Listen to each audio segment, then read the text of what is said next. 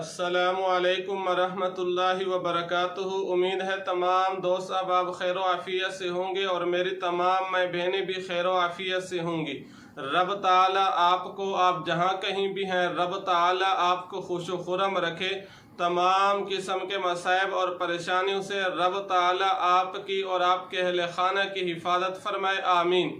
आज आप हजरात की खिदमत में जो अमल, जो वजीफ़ा लेकर हाजिर हुआ हूँ, वो वजीफ़ा, वो अमल है बच्चों में अच्छे अखलाक पैदा करने का वजीफ़ा। क्या मतलब? अक्सर देखा गया है कि वालिदैन बहुत ही अच्छे हैं, ख़ानदान भी अच्छा है, लेकिन बच्चों का अखलाक अच्छा नहीं है, बच्चों का किरदार अच्छा नहीं है, बच्चों के लोगों के साथ ताल्लुकात अच्छे नहीं है। ज़बान चलाते हैं अपने वालिदैन के लिए, बायसे फ़ख्र होने की बजाय बायसे ज़िल्लत बने हुए हैं।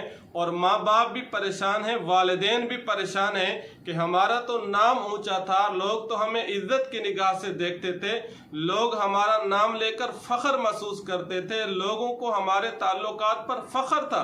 लेकिन आज क्या हो गया है?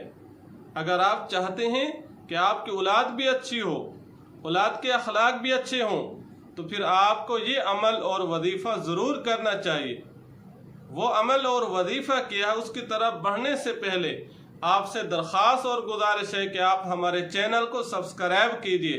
सब्सक्राइब करने के बाद बेल दबा दिया करें ताकि हमारी हर आने वाली वीडियो आप तक आसानी से पहुंच सके और आप आसानी से मुस्तफ़ीद हो सकें। वो अमल जिसके करने से आपकी औलाद का अखलाक अच्छा हो जाए, किरदार अच्छा हो जाए, गुफ्तार अच्छी हो जाए, चाल चलन अच्छा हो जाए, लोगों के साथ उनके मामलात अच्छे हो जाएं। धोखा, फरेब, चुगलखोरी, ये चीज़ें गुनाह की जो काम हैं, जो बायसे ज़िल्लत हैं, वो जाते रहें। तो फिर आप ये वजीफ़ा करें। वो वजीफ़ा क्या है?